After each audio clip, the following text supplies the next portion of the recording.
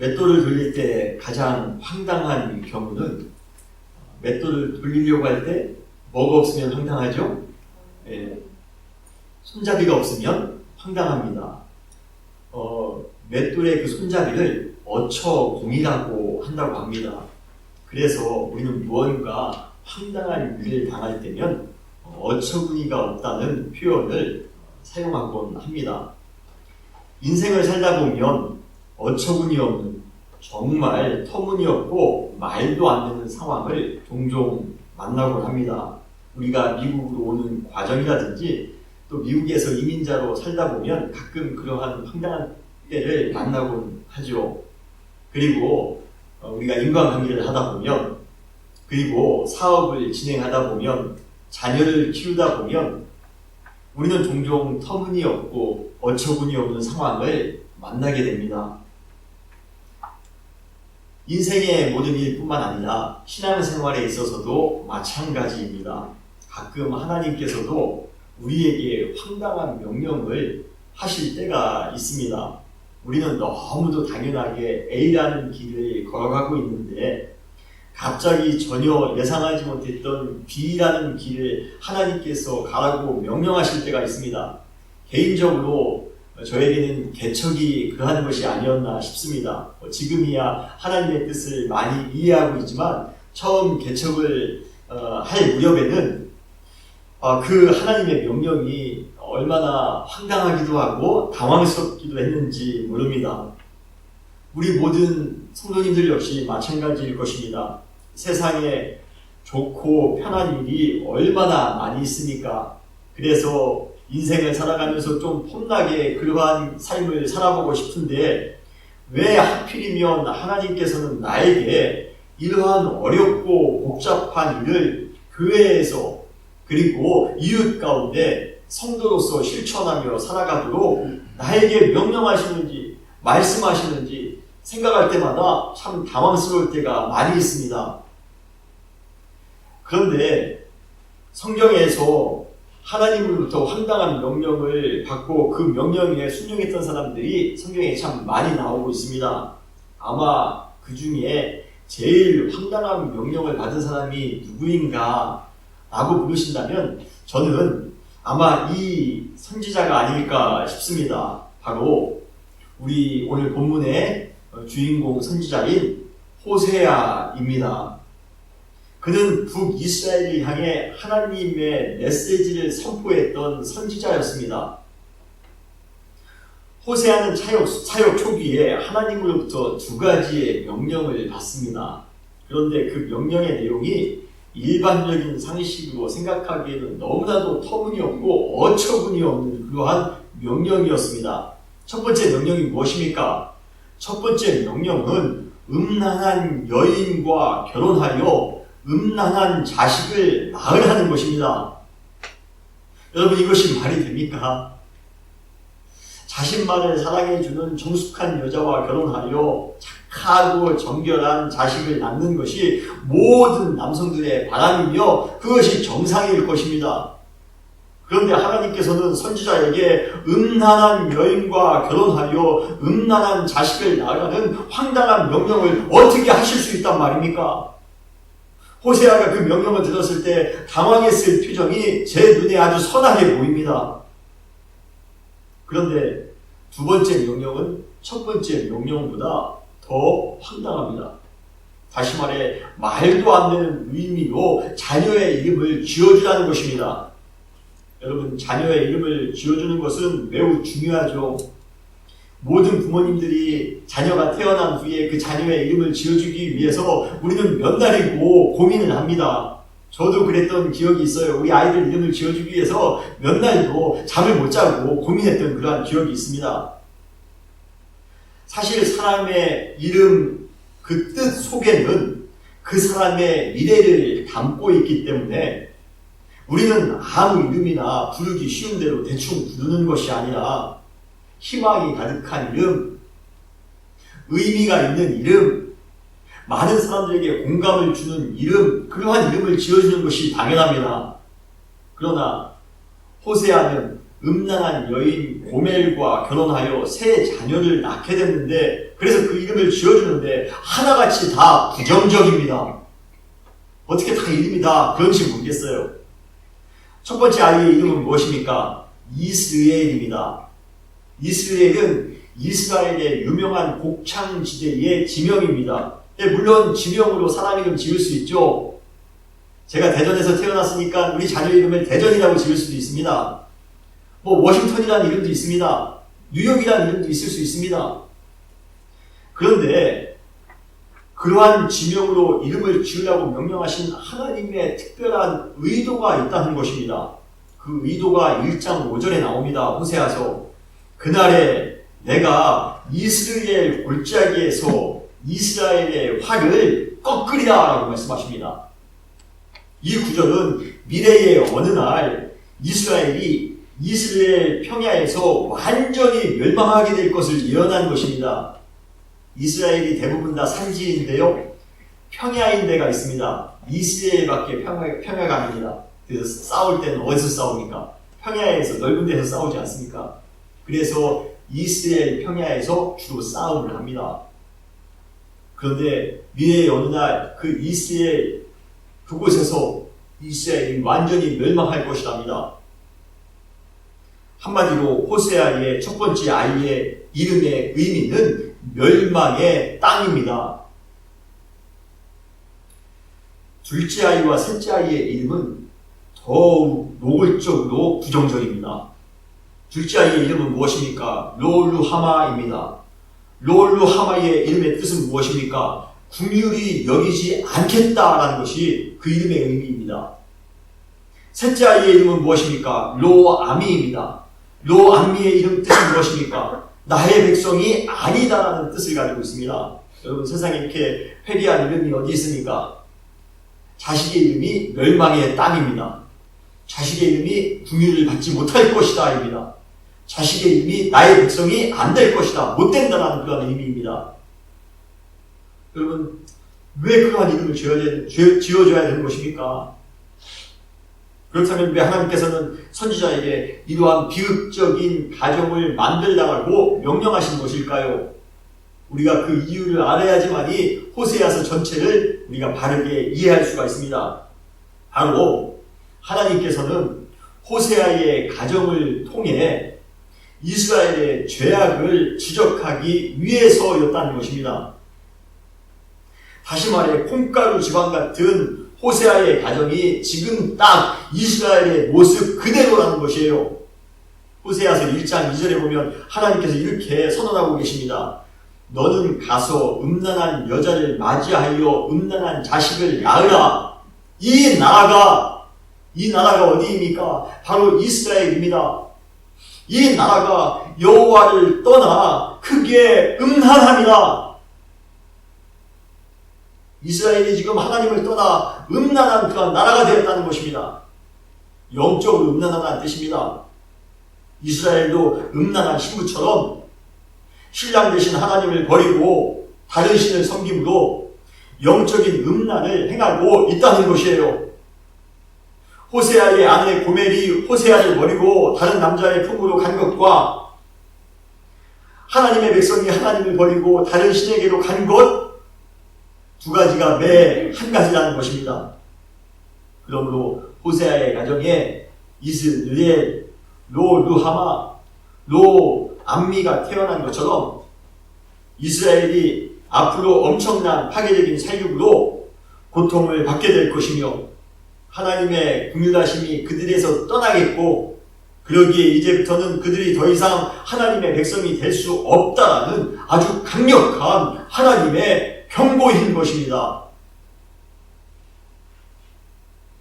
호세아서 2장 12절로 13절에 보면 그가 전에 이르기를 이것은 나를 사랑하는 자들이 내게 준 값이라 하던 그 포도나무와 무화과 나무를 거칠게 하여 수풀이 되게 하며 들짐승들에게 먹게 하리라.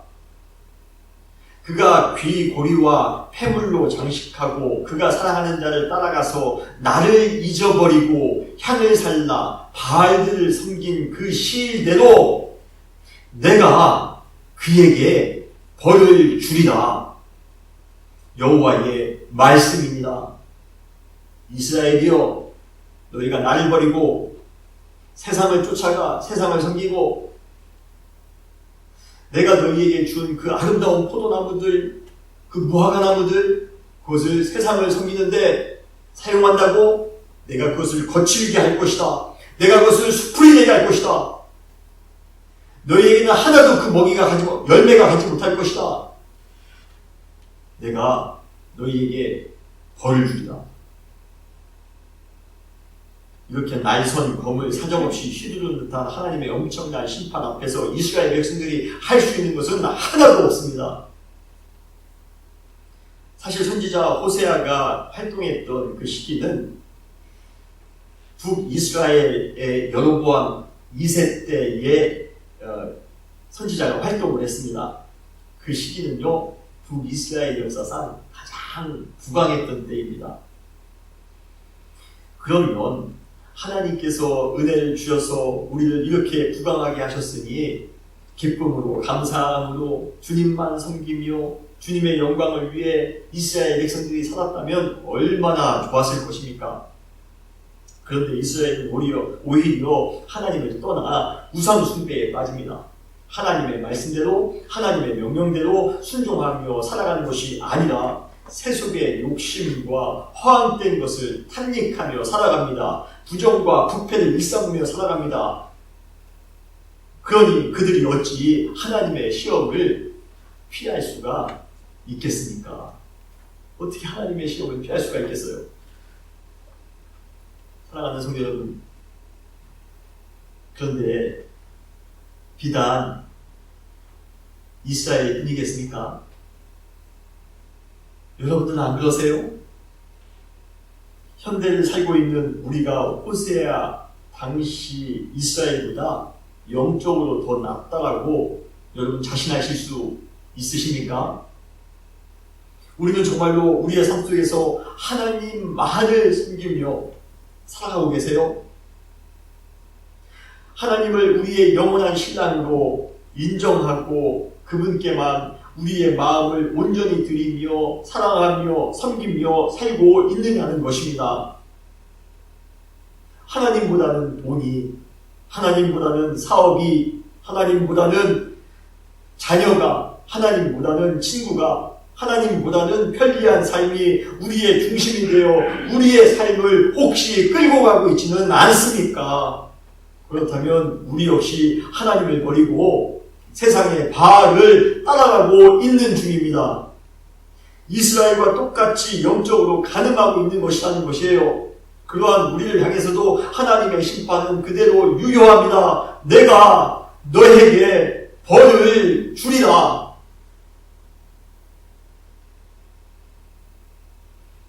그러나 인간의 심각한 죄성과 타락에도 불구하고 하나님께서는 또 한 번 우리를 회복하시고자 하시는 작업을 시작하셨습니다. 할렐루야. 이것이 은혜인 줄 믿으시기 바랍니다. 하나님의 심판과 맞닿아 있는 하나님의 회복, 진심으로 하나님의 심판은 하나님의 본심이 아닙니다. 그것은 도리어 우리를 바르게 영적으로 올바른 방향으로 회복시키기 위한 하나님의 은혜일 수 있습니다. 우리가 지난주까지 영적으로 게으르지 맙시다라고 말씀을 드렸습니다. 영적으로 게으르지 않기 위하여 우리는 신앙의 회복을 위해 노력하셔야 됩니다. 우리가 최근 몇 주 동안 이 회복의 주제로 여러분들에게 말씀을 많이 드렸습니다. 이번에도 마찬가지예요. 호세아의 가장 중요한 주제는 심판이 아니라 회복임을 여러분 믿으시길 바랍니다. 이 어려운 시대를 살아가지만 하나님이 우리에게 심판하신 것이 아니라 우리를 회복하시기 위한 하나님의 은혜인 줄 믿으시길 바라요. 감사하게도 우리는 호세아를 통해서 하나님께서 우리에게 주시는 신앙의 회복의 과정이 있음을 우리는 알 수가 있습니다. 자세히 봤더니 회복되어지는 과정이 있다는 것입니다. 5가지 과정입니다. 우리가 이번에 2주, 3주 동안 함께 이 과정을 함께 나누기를 원합니다. 그리고 이 과정대로 우리가 조금씩 신앙을 회복해 나아가시길 바랍니다. 이번 주에는 한 가지를 말씀드리고 다음 주, 다다음 주 사이에 나머지 4가지를 말씀드리겠습니다. 이번 선지자 호세아를 통하여 우리의 신앙이 또 한 번 회복되어질 수 있는 귀한 은혜의 시간들이 되시기를 주님의 이름으로 축원합니다. 첫 번째, 그렇다면 신앙 회복의 과정, 첫 번째 과정은 무엇일까요? 바로 설득입니다. 바로 하나님의 설득입니다. 주일 예배는 아니지만 제가 언젠가 몇 분들에게는 이 말씀을 드린 적이 있습니다. 제가 좀 더 자세하게 오늘 말씀을 드리기를 원합니다. 오늘 본문 호세아서 2장 14절에 보면 그러므로 보라 내가 그를 타일러라고 말씀하고 있습니다. 여기에 나오는 타일러, 영어에 보면 얼루어라는 그런 단어입니다. 이 단어는 사실 성경에서 몇 번 쓰이지는 않지만 쓰일 때마다 항상 부정적으로만 쓰였습니다.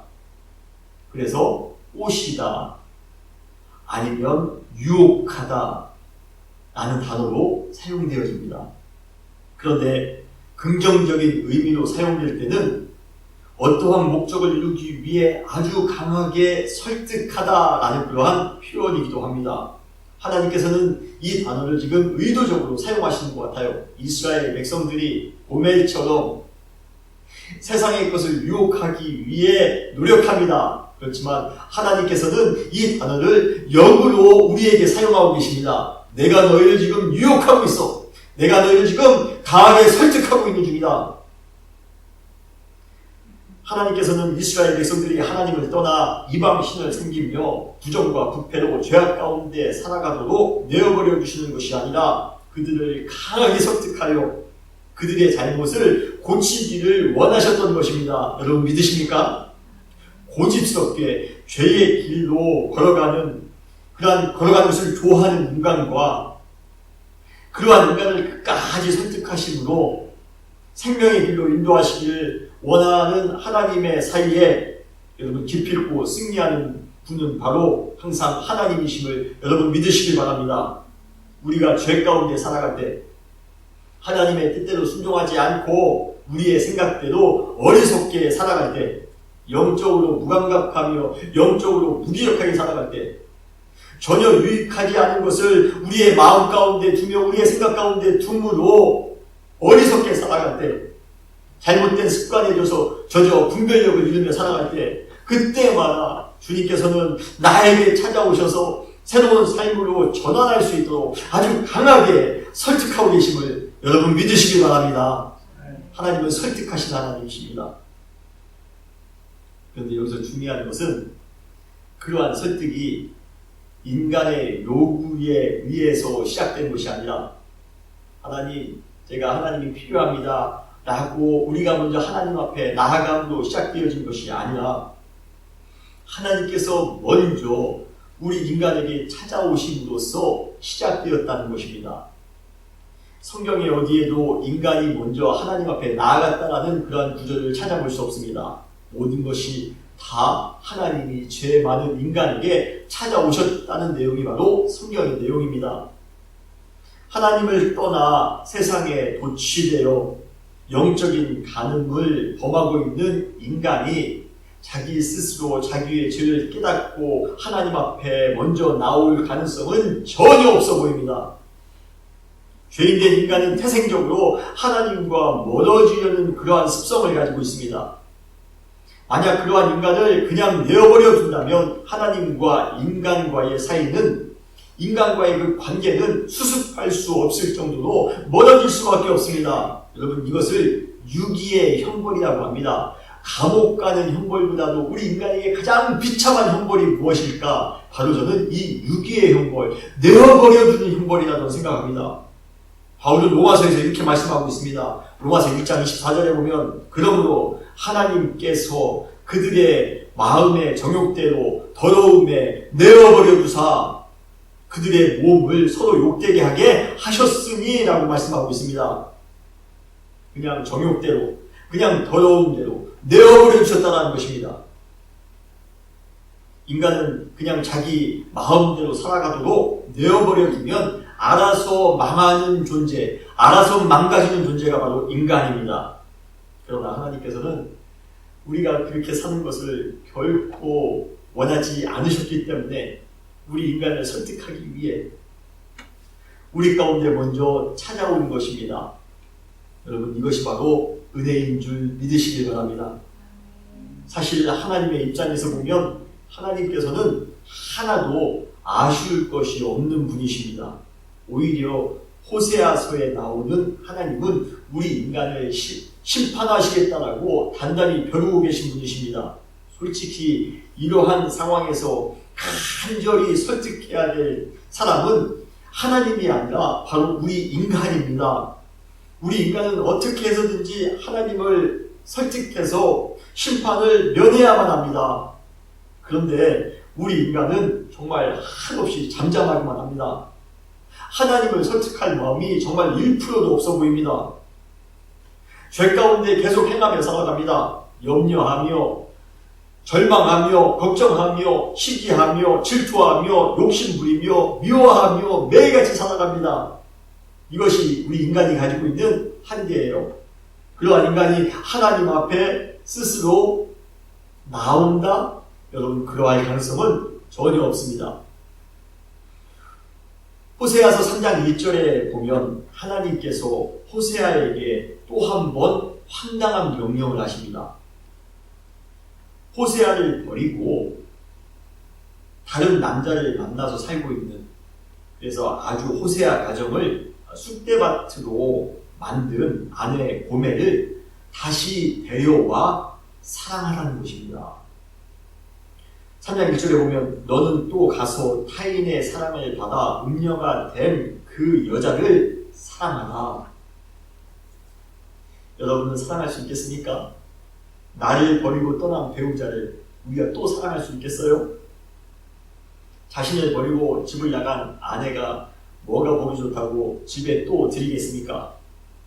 그런데 하나님은 그녀를 다시 집으로 데려다가 사랑하라는 것입니다.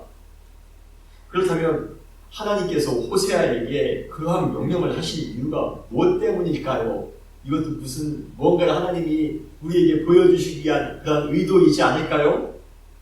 그 이유는 하나밖에 없습니다. 바로 영적으로 가늠한 인간이라 할지라도, 영적으로 가늠한 백성이라 할지라도 하나님께서 그를 계속 사랑하고 있음을 보여주시기 위해서입니다. 오늘 호세아서 3장 1절에 보면 여호와께서 내게 이르시되 이스라엘 자손이 다른 신을 섬기고 건포도 과자를 즐길지라도 여호와가 그들을 사랑하나니 라고 말씀하고 있습니다.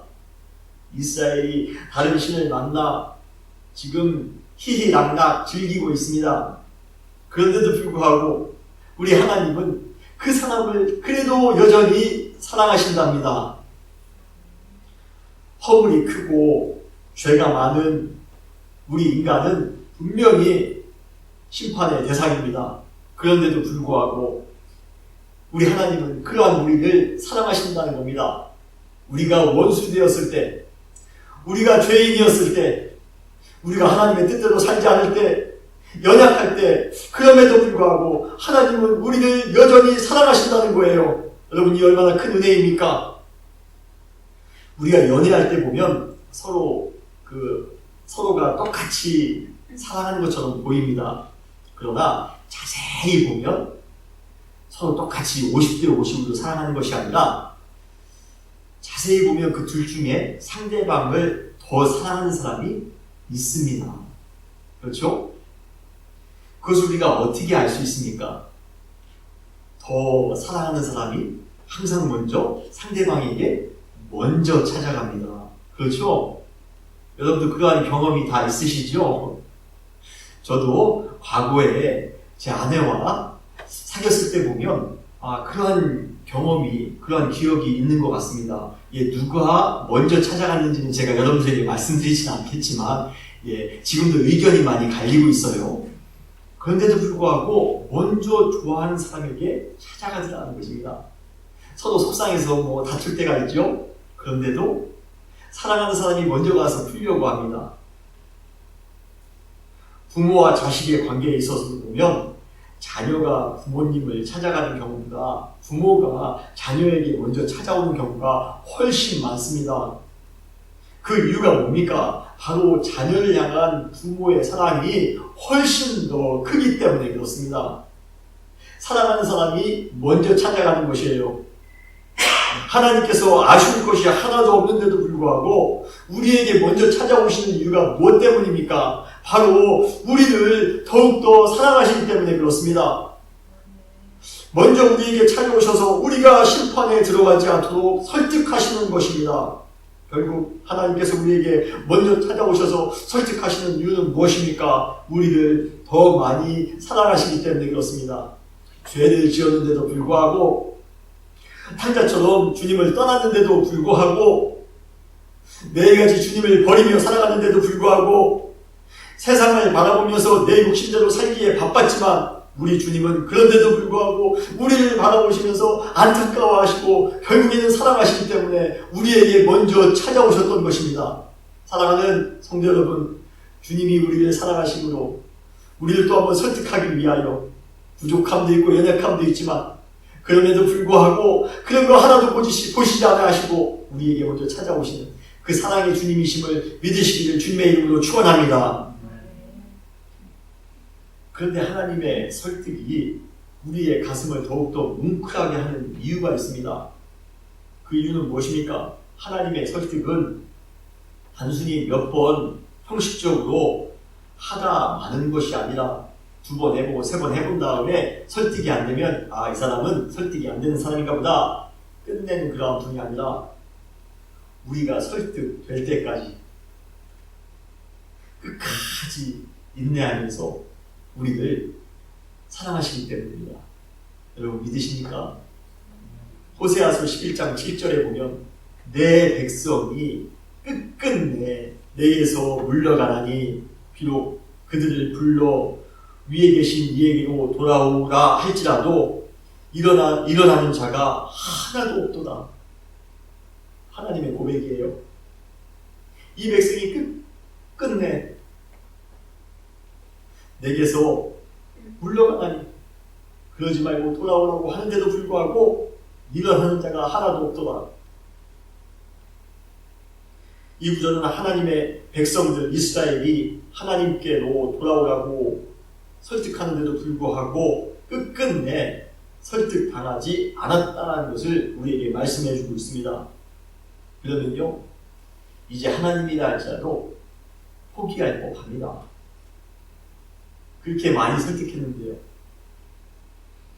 그렇게 많이 다가가서 타일렀는데요. 그런데도 불구하고 설득당하지 않으면 이제 포기하셔도 됩니다. 하나님께서는 그들을 심판해도 이제는 어쩔 수가 없습니다. 그런데 참 은혜로운 사실은 끝끝내 돌아오지 않는 그들을 향해 하나님께서 이렇게 말씀하십니다.